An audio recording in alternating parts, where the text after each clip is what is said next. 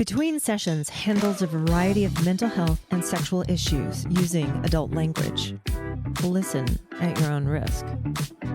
Hello and welcome to Between Sessions. I'm Shauna Wilder, licensed professional counselor and certified holistic sex therapist. And I know what you're thinking, but I might have actually had some of the best sex last night. That's the best. Hey. We love that. With me as always is Sid, the producer. Hello, everybody. Hi, Sid.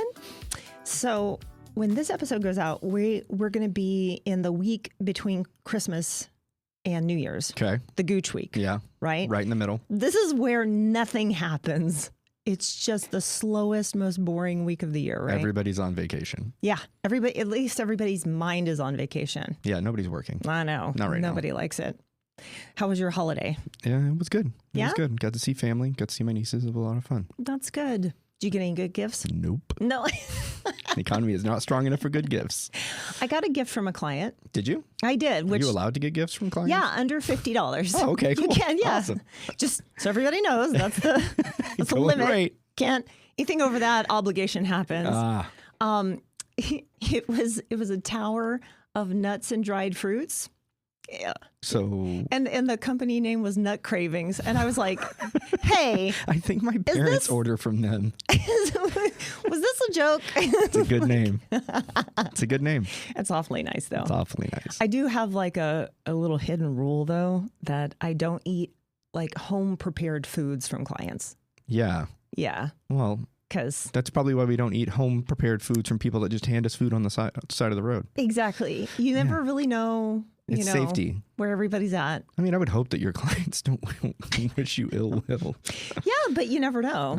It's true. I wouldn't take the risk. Or maybe not ill will. They just decide to slide some LSD in there and like, oh, Sean, I'll have fun. Ha ha. Or like weed brownies or something. And I'm like, thanks. That's nice, but not really my jam. I'm more worried about them not being able to handle chicken properly. And yours is, they might put LSD in my water. I might not come back for 3 days. Yeah. Great. All right. So what do we have on tab for today? All right. So today I've got 2 messages, 3 messages. Blech. We will go through them. Okay. I have a little bit of holiday still stuck in my throat. There you go. It's that nut craving. You got me. We're going to find out you're allergic to one of those nuts. Whole face just blow up. Swelled. No, that's just what I tell my husband. I'm allergic to nut. Yeah. So like, Yeah. just don't. No, just kidding. Topical. All right. Literally. So topical, literally. Jesus fucking Christ. Okay, right. so what's the first message? All right. So the first message I have is from Michelle, and she's a smut reader. Ooh. Mm-hmm. Hi. So I really like to read, and I do it all the time. And sometimes I read some books that are, they're pretty spicy. So the other day, my husband picked one up, and he read a little bit of it, and he really freaked out at me. And now he's so upset, and he's demanding to know exactly what I'm reading and why I'm reading it. And he's like, oh, what is this porn and all that type of stuff. So that makes me feel really uncomfortable and weird. Yeah. What should I do about it? That's a good question. What should you do about it? Oh, brother, this guy sucks. That's the first. Sorry. No, I'm sure he's lovely. Also, He's having a moment. they've been together for a while, and he's never read what's on her nightstand. Well, This is the first time. You He know. had to go to a bookstore to find out what's on her nightstand. Good to know. which makes me wonder because, aren't the covers usually kind of, Yeah. In my head, all I see is Fabio and like horses. yeah. Well, Or matadors now. these days, sometimes it's just the horses. What's that Morning Glory Milking Farm No one? idea. Oh, yeah, man. There's all these Omegaverse books now where like the deal is male impreg. What? Do you know what that is? Nope. Yeah. So the males in the novels get pregnant by other males sometimes. Yeah. Sometimes? Yeah. Sometimes. Not That sounds always. like a horror story. I know, right? But chicks dig it, man. What is Like it? women Is it a are power really dynamic? into it. But I can guess. women still not impregnate men? It's still only men impregnating other men? Now listen, I have not read them. I have only heard tell. I don't believe But I think no, I really haven't. I probably should just for research purposes. that. Yeah, it sounds like a research project. Get stuck. Maybe that's what I can do in the Gooch week is pick up some smut And that'll keep me busy. I mean, you could also do it for a PhD thesis. Yeah, that's true. The psychological Effects of ramifications of impreg porn. Okay. But here's the thing. Leave in the comment of what actually is the big deal about impreg porn, because I have no idea. Any Omegaverse fucking fiends out there, tell us. Let us know, okay? School us on it, right? Too old. Scare Sydney, please, right? God. It is funny, though. But so maybe she's reading books that are far outside of regular sexual experiences. Yeah. Yeah. On the one hand, so the fuck what, right? Like, so who cares, right? On the other hand, maybe he really does care, and maybe this makes him very, very insecure about what they're doing sexually. I'm sure he does care, and I'm sure it does make him very insecure about what he's doing. Okay, but this goes back to the previous discussions we've had about pornography, and your take on it is always like, no one's actually expecting those things. Yeah, of course. Right? Right, always. Well, not always. But at what point does this like the impregnating thing's got me. At what point does the impregnating, like, it starts showing parallels with like porn addiction, where it just gets deeper and deeper and like seeking. Yes. So that's what's going on, essentially. Maybe, we don't know. And so she came across... This is the problem with the messages. We don't get enough information, and I can't ask follow-up questions. Please call back, because I want to know exactly what you were reading. Please and then do. give me a synopsis of what was actually on. On the one hand, maybe there's actually like really weird, impossible sexual things happening. Like impregnating men. Yes. Yeah, or hoo-cow. Have you heard of hoo-cow? No. So this is where women are treated like dairy cows, and they're kind of like enslaved just for their milk. Yeah. Hoo-cow fetish kink. Yeah. Okay. Anyways, okay. So like still not really doable. Right. Possibly hot to fantasize about, not really doable. So on the one hand, maybe he's looking at it going like, that's not anything I could ever do for you. And what the fuck kind of weirds me out. And not understanding that that's not something she would want him to do to her. Wax on, wax off. That's just for the video people following. Right. Yeah, exactly. On the other hand, maybe it does fall within the realm of what two human beings can do to one another. Mm-hmm. And it's still something that he's threatened by. Interesting, right? So here's my take on it. I don't like the word demand. At all, period. I think that even when you're in a couple, you should be able to have privacy of sorts, right? You should be able to share what you want to share. However, since this has struck a nerve with him and he's feeling insecure about it, and a big asterisk on this one, if everything else in your relationship is really good, if nothing else in your relationship feels abusive or coercive or manipulative or anything like that, have the conversation.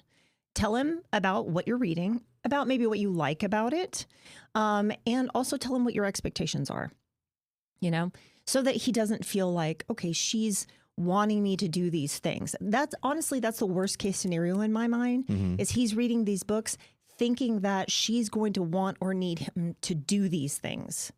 To get pregnant? Or I don't know, whatever, even if it's within the realm of male-female doable Relations? Sex. Okay. Yeah. Like maybe she was reading, something like BDSM and he's thinking, so you want me to beat you? And she's like, no, I just like reading the books. Do you see what I'm saying? Yeah. So he needs to see the difference between the two. Huh. Right? Okay. So, and then a follow-up question would be, if he utilizes pornography in any aspect and you're not demanding to see what it is. Right. Hey. Same. What's good for the goose is good for the gander, right? Same. Yeah. Hate to break it to you. Yeah. So that's my takeaway on that one. That's it. I'll take it. If this podcast helps, but you want guidance you can use tonight, join our sex therapy community on School. You'll get bite-sized lessons, conversation scripts, and weekly live Q&As where we'll work through real situations together. You don't have to do this alone.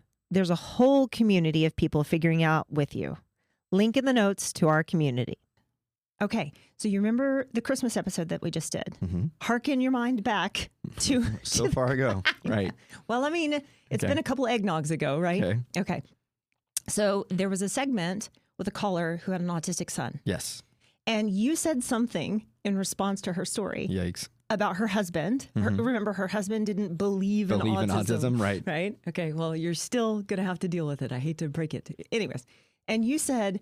take that man to a birthday party full of those kids and he'll believe. Right.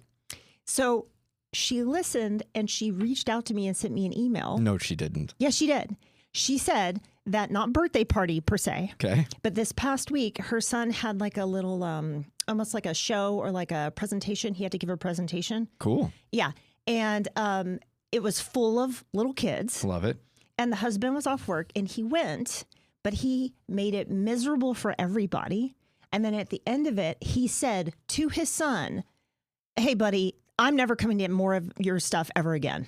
So were the divorce papers being drafted? He said, it's too loud. I can't handle this. The colors are too overstimulating. There's too many people. Autism isn't real. Now, so now, I think maybe the husband needs to get It is genetic. evaluated. I don't think people understand how genetic it is. So on the one hand, compassion for maybe he's got something going on. Right. On the other hand, fuck you, buddy, Yeah. for saying that to your fucking kid. So how great is that my dad comes to something that I did. He doesn't compliment me on how well I did. And he tells me he's never coming back again. First off, do you have any idea how hard it is to get in front of a camera? How hard it is to talk to people just normally Yeah. Much less a young kid with your father? learning to do a presentation, Right. make one, and then give one. Yikes. My heart, that just like broke my heart when she told me that. I was like, oh, So God. update. Honey. Dad has autism and he's still terrible. And in a couple months, he'll do the, I don't know why she left. She just walked out. If she does. And you'll have, 25% custody of your son, and you'll wonder what the fuck happened to your life. Every other weekend sounds nice. Autism isn't real every other weekend. Yeah.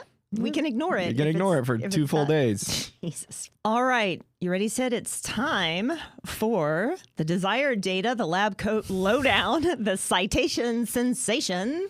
It's time for Science Says. Science says. Where we see what science has to say about sex. Sex and masturbation are good for us in a lot of ways, but did you know, No. probably not, that they can also be helpful in terms of managing pain? Interesting. Research dating back to the classic works of Alfred Kinsey and Masters and Johnson has documented decreased sensitivity to pain during sexual arousal, and more recent studies have confirmed this. Interesting. So, how do masturbation and sex reduce feelings of pain? Well, there are at least 2 potential mechanisms, one physical and one psychological. Physically, the sexual arousal activates the brain's opioid system, our favorite, and we know that opioids blunt pain perception, right? But along with this, numerous neurotransmitters and hormones are released, such as dopamine and oxytocin, which tend to make us feel good. So psychologically, sexual stimulation refocuses our attention away from the pain. In other words, it provides a temporary distraction. So clinically, what this means for like me with people that I see is that these combined effects can lead to temporary reduction in pain that lasts for minutes to hours. And for this reason, I have many clients who with chronic pain issues who will often turn to sex and masturbation, sometimes in not the most healthy ways for their relationships, right?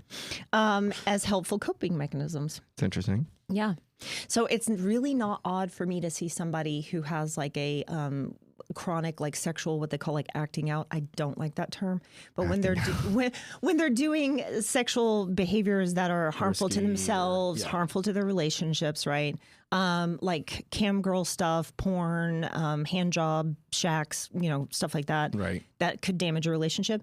It's very common. I see people with that who have some kind of like chronic pain issue, like back, knees, elbows. All of the above. Makes sense. Head, why shoulders, that, knees, and toes. It makes sense why that age demographic also is. I'm sure if you looked at the numbers, probably make a majority of that SA work or SW work. Absolutely. Very different things. Sometimes overlap, but SA, SW, very different. Yeah, totally different. But also. Are they? But also, sometimes what we see with that is. Hold on, my brain just blanked for a second, so we'll cut this part out. But also with that.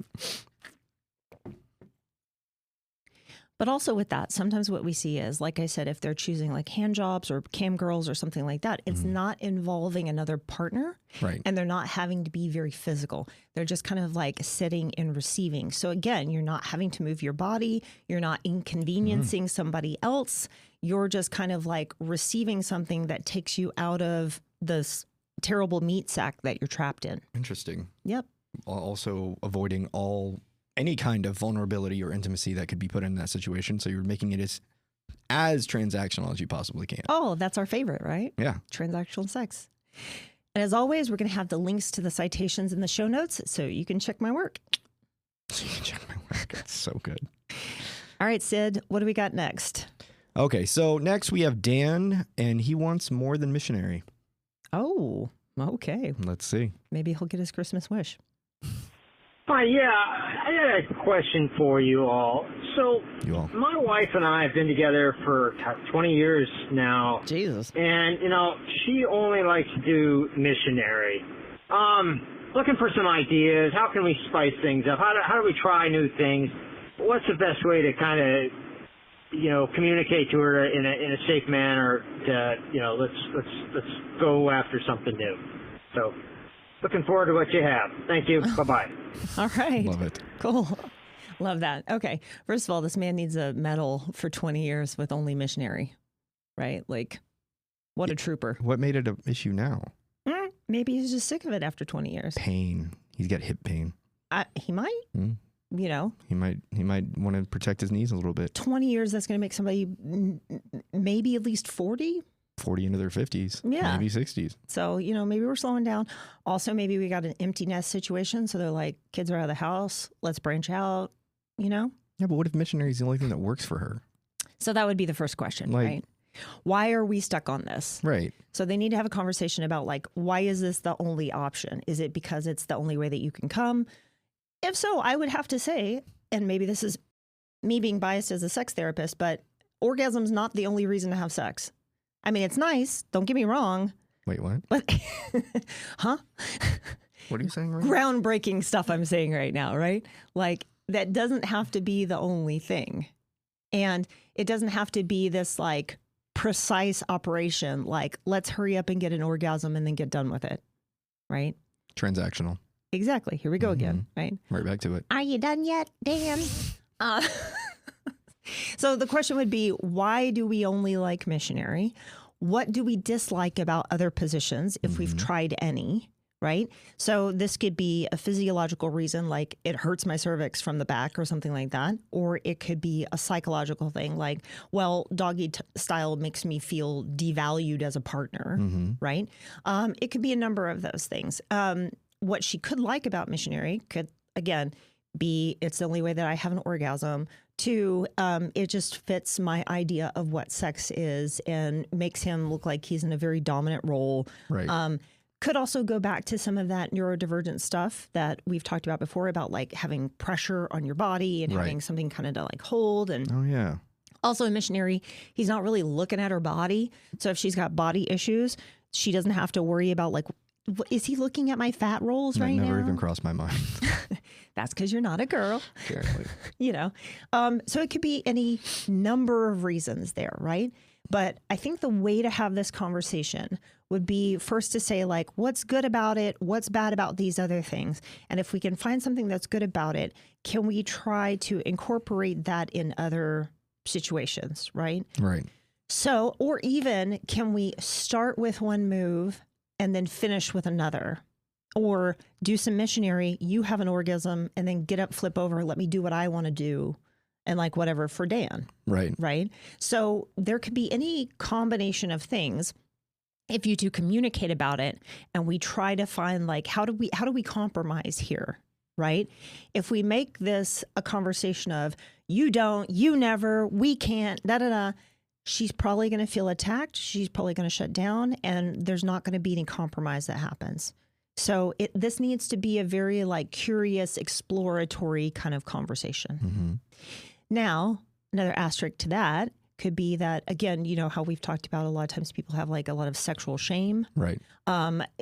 Shame often leads to rigidity, when it comes to sexual expression. So I then, because I have some shame around sex, I have this very narrow aperture, like sex exists in this tiny little box kind of thing, right? That's kind of what it sounds like. Yeah. So if she has something like that, she might have a lot of like blocking beliefs about, so it may skew on the side of the psychological things that I talked about, right? And that could shut a lot of the creativity off. Interesting. Yeah. So if that happens, if she just like won't even talk about it or something like that, again, get therapy.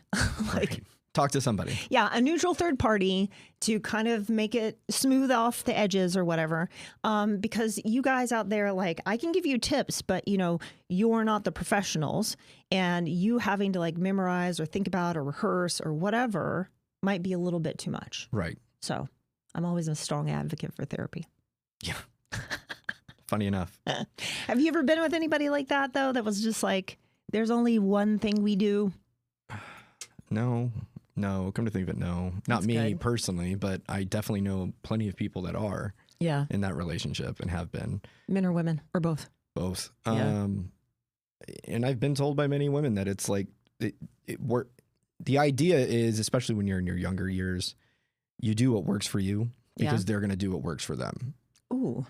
Which is a gross way of looking at it. But 20 years of marriage, you would think that would be out of the way. Dating, I can see, and one night flings kind of thing. Sure. I understand it and I get it. It's like, The other problem I'm thinking of right now, though, is possibly if he raises this conversation, she could go very quickly to that, what do you mean I'm not enough kind of place. Like, if you want to do all of these other things, why? Am I not, sexy enough? Is the sex not good enough? I've also heard from a lot of women that if a guy has an orgasm, you don't get the right to complain about how you got there. And I hate that attitude. I'm not saying it's a good one. That's a take. But she'll lay there and just starfish. And then he's like, can we do something better? And she's like, why? You got off. What's the big deal? Yeah, because it's obviously he's not working on helping. No. So yeah, that could be dicey. And I get that. Okay. Now it's time for the vibe check. Vibe check. Woo! This is where Sid and I review sexual and mental wellness items and ask, does it do the thing? We'll find out. Unfortunately, Sid's not in on this one today because I was not told. Well, it's not for you. I was not invited. Today's item is a female-only item, and it is the PeriFit. What is that? This is the PeriFit, and they have, this is PeriFit Care, and then they have PeriFit Care Plus. This one will run you about $115, I think, last time I looked, but that could still have been some holiday specials or whatever. But this is a video game for your vagina. What do you mean? Beep, beep, beep. So PeriFit is designed to strengthen the pelvic floor. Here, from the website, they are perionatometers, probably said that wrong, designed to treat stress, mild to moderate urge, and mixed urinary incontinence in women by strengthening of the pelvic floor muscles through exercise. It will also, kind of like as a side note, give you a better sexual experience the more strong your pelvic floor is, right? Interesting. So this is great for us queens who've had kids, right? Beep, boop, just to tighten everything up so we're not, peeing on ourselves when we do jumping jacks or something like that, right? Shut up. It's not funny. Funny. So what you do is let me keep reading. PeriFit Care and PeriFit Care Plus are intended for vaginal use by adults. Okay. Only by adults. Only by adults. PeriFit Care models promote effective pelvic floor training, a proven method to alleviate symptoms for a significant majority of women experiencing stress and urge incontinence. However, stress incontinence is, again, the bouncing or the sneezing or whatever.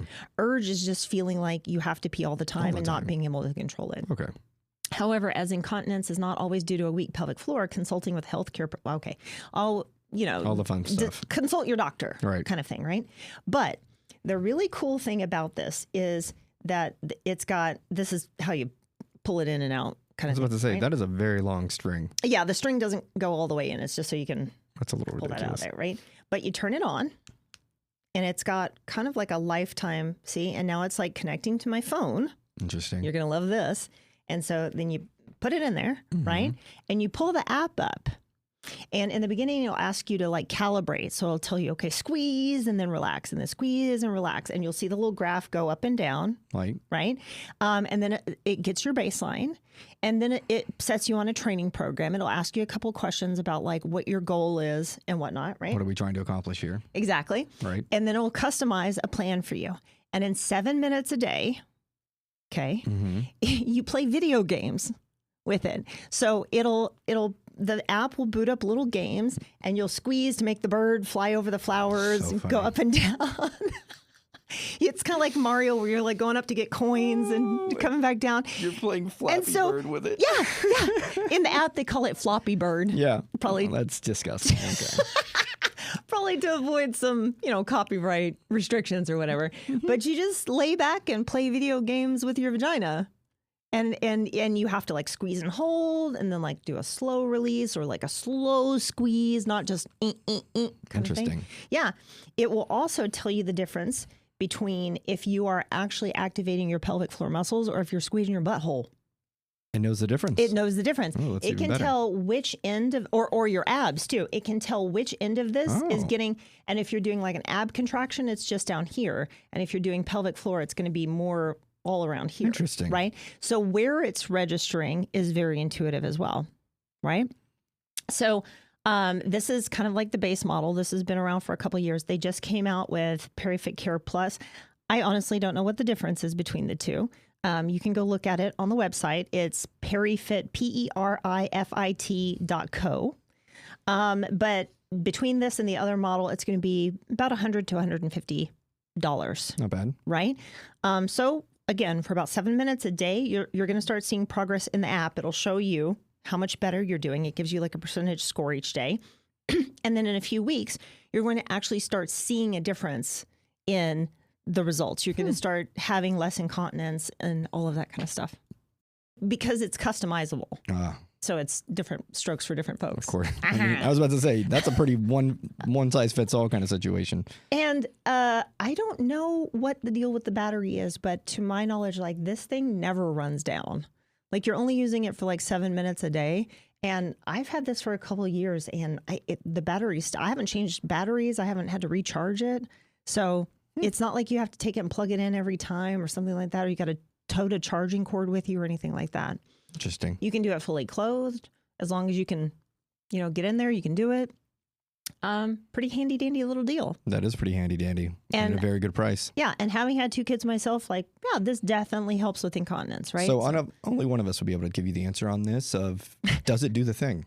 Exactly. It does the thing. It passes the vibe check. All right. So we've passed the vibe check. All right. So before we get on to our next caller, I just want to urge everybody out there to be the caller. Okay. How do they do that? You need to call our dedicated 24/7 phone line, 682-442-7732. That's 682-422-7732. And you too can hear your message on the show. On the show. All right. So who do we have next? All right. Quick shout out to Ritual Hair Co. in Dallas for keeping us camera ready and feeling human.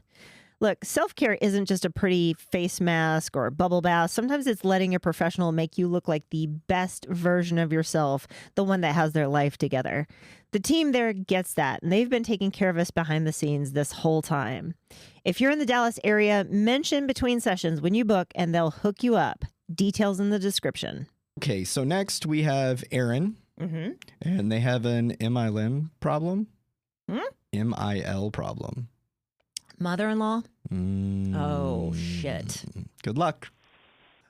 Hi. So my wife is always planning these events around her mother, and it's always a family event, and my kids or our kids rather, absolutely hate most of these things that we go to, and they just don't want to participate. So anytime I bring it up to my wife, or when the kids bring it up to the wife that want to do it, she starts to do a guilt trip. She'll say, well, this is for your grandmother. It's what she wants to do. That's how she gets things done. It never goes into consideration as to maybe what the children want to do for a family day out. How can I bring that up to my wife and Oh, God. have to consider other options.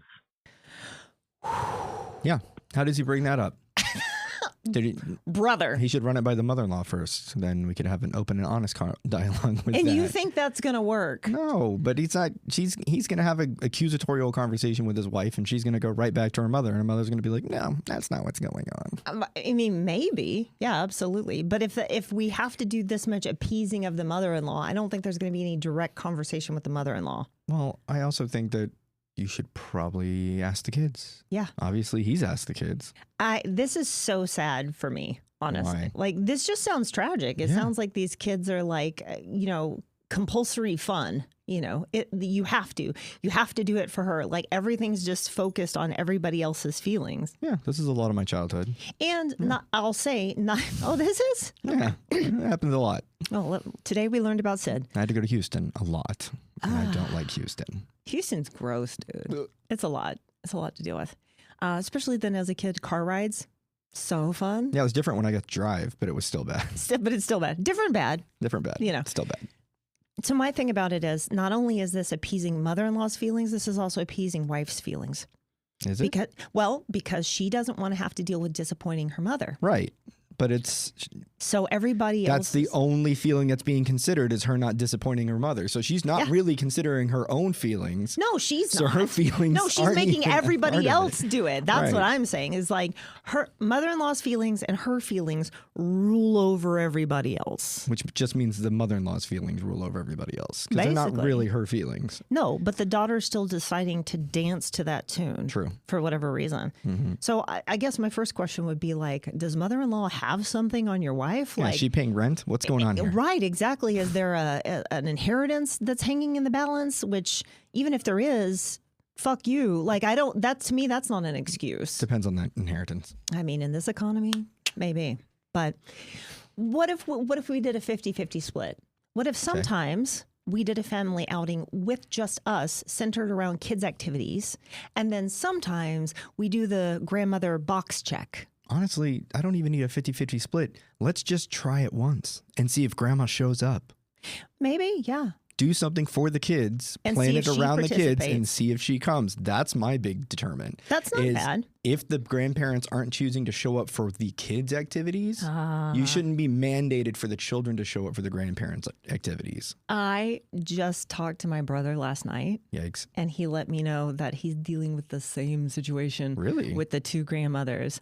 Like, they won't show up to things, but they bitch if they're not invited. This seems like a new common thing. Yeah. Like the older generation just doesn't like... Checked out. And that's because they dump their kids on their parents all the time when we were children. Yeah. We can't dump them on... Yeah. We don't have the same relationship Yeah. that we had with our grandparents. We were talking about it. We were like, we had so much interaction with our grandparents. All the time. And had no idea that our adulthood was going to be like this, where grandparents weren't going to be present. Right. Unless you bring them to me, you're not going to see them. My grandparents would drive from East Texas to come get us. Exactly. Like, it was crazy. They drove like 2.5 hours. Yeah. Exactly. But I feel like a lot of this with this call might be like, grandma's got all of these ideas about like what is fun or what is memories. Like, I'm going to drag you to a English high tea, and maybe you've got a 13-year-old that's like dressed in black and surly, and they're like, I don't want to be here. Like, it's nothing that's on their level. It's nothing connecting. It's just this. That was a little too close. Transactional. Maybe I got a couple of them at home. That hit a little too hard. I don't want to be. I love those holiday portraits where it's like Santa and the mom and dad and this goth kid in the corner, like, sitting in the back. Fuck y'all. Yeah. This isn't where I want to be in my life. But it's nothing connecting with the kids. So whatever grandma thinks is happening right now, she may think, we're creating family memories. This is lovely. Like, yes, for you. You may remember this all fondly, but they probably don't. Another thing that I'd have to say, like, I don't know how, he doesn't say how old the kids are, but as they get older, I can't imagine that their demeanor at these things is just, they're just going to be, smiley, happy people for grandma the whole time. I mean, after 13, don't we all just have the same resting bitch face? Basically. So now grandma and mom are going to have this. The resting bitch face. That's their encouragement. I am cursed with it. I get it all the time. Yeah. All the time. All the time. I'm like, I'm concentrating. It's the same face. When someone says something to me and I'm listening very intently, it just looks like I'm mad. I had a friend, still have a friend. Yeah. I had a friend when he concentrates. Mm-hmm. Oh. He puts the tongue out of his mouth. It's his antenna. He's done it since he was a child. That's like so from cute. playing video games. Sure. And you could watch him as soon as he gets really intense in something, he just and he's engaged. The antenna goes up. Beep. That's great. Now, but I think what my big fear is that this is going to cultivate an idea that your kids are shitty, ungrateful jerks. To the grandmother. Yeah, and to the mom. But not to the dad. The dad's going to be like, I stand with him. Yeah, the dad's going to be like, I told you. And also, side note, I don't like it, potentially, right? So like, again, it's not, why do we feel the need? What is so wrong with grandma that we have to appease grandma? Grandma is either like incredibly fragile or incredibly passive aggressive or just straight up aggressive. Same. Right. I don't know, right? So, yeah. You do really need to talk to your wife about this. And my biggest recommendation is start off empathetically. Start off with, why is it so important to you to do everything attuned to your mother's feelings? Right. Yeah. What is your mother doing? Like, yeah. Why is that such a big deal that you're overlapping your own children and your husband? Yeah. Like that is the conversation that really needs to be said of, hey, yeah. We're here. We exist. People, they're obviously old enough to form an opinion. So they're at least 10. Yeah. And they're forming an opinion of their own mother and her own behaviors independently of what her mother tells her. Yep. So where are you on this? Is this how you want your mother to dictate every aspect of your life? And once these kids get more freedom, they're going to take it. Oh, yeah. They're going to opt out. They're going to plan other things. They're, once they have car keys, good luck compelling them to do anything. Oh, getting me to Houston after I turned 16. Yeah. Goose egg, baby. That's what I'm saying. No way. Yeah. So you're setting yourself up for a lot of resentment. You're setting yourself up for, you never listen to me. My voice doesn't matter. It's these little things that are going to. So again, sorry, focus. Talking to your wife compassionately and curiously to begin with. Then you're going to have to at some point hit her with holding the mirror up. Like, but do you see what happens to me and the kids? And this is not evil that needs to be disciplined out of our children. Okay. This is not a moral failing that they need to learn to appease their elders. There needs to be some give and take. That's the thing I'm afraid of. That's the big takeaway there. But also I would suggest, again, like I said, the compromise of like, can we do a 50-50? Can we sometimes go do something? And then in those times when you take them to like, I don't know, like one of those new like indoor putt-putt golf places with all the crazy setups and stuff like that, or you take them to see their movie they've been waiting to go see. Wicked just came out. God, both of my kids fucking hate Wicked. That is like the grandparent movie if I've ever seen one. Not since Les Miserables. Not since Les Miserables have I seen such a grandparent movie in my entire life. I've never seen the play, never did anything. Went into Les Miserables and I was like, oh, Hugh Jackman, I'm in. Let's watch this. Yeah. Him singing, in. Great, whatever. 3 hours into that movie, I was like, there is no one that doesn't have gray hair in this theater. Yeah. Not one person. And if they are, they're like 6. Yeah. That's crazy. And that's how I feel Wicked is. Wicked is that like bridge. They're both musicals. Right. They're both musicals.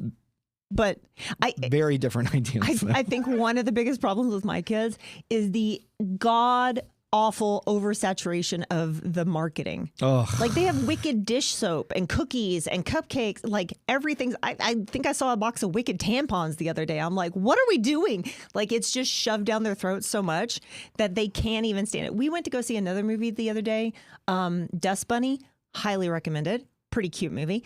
Dust Bunny? I'll tell you later. So we went to go see that, but one of the characters said Wicked. Both of them fell out laughing in the movie theater. I had to be like, shut up. because I knew what they were laughing at. They were like, oh, wicked. Anyways, but okay, focus. Yeah, you got a problem on your hands there, Aaron, and you're not crazy for seeing it as a problem. You need to try to address it. You need to try to possibly maybe empower your wife to say, hey, this is your family now. She's not the boss of you, right? That's the big one. This is the part of the show where we always guess the theme. I think I know the theme on this one. Let's go. Transactional. Hey, look at you. It's like you're getting this. Bow.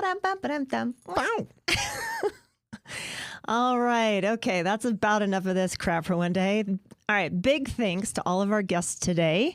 If you have any questions or stories you'd like to share on the show, please email us at hello@betweensessionspodcast.com, or please, for the love of God, hit up the 24/7 hotline at 682-422-7732. Again, that's 682-422-7732.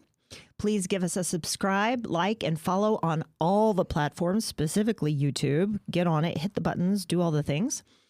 Check out the website to get on the mailing list to stay updated on any local special events. And big thanks, as always, to our sponsors, Ritual Hair Co. in Dallas and Private Room Supplements, for all your sexual wellness needs. I'll see you next session. All right, now get out of here.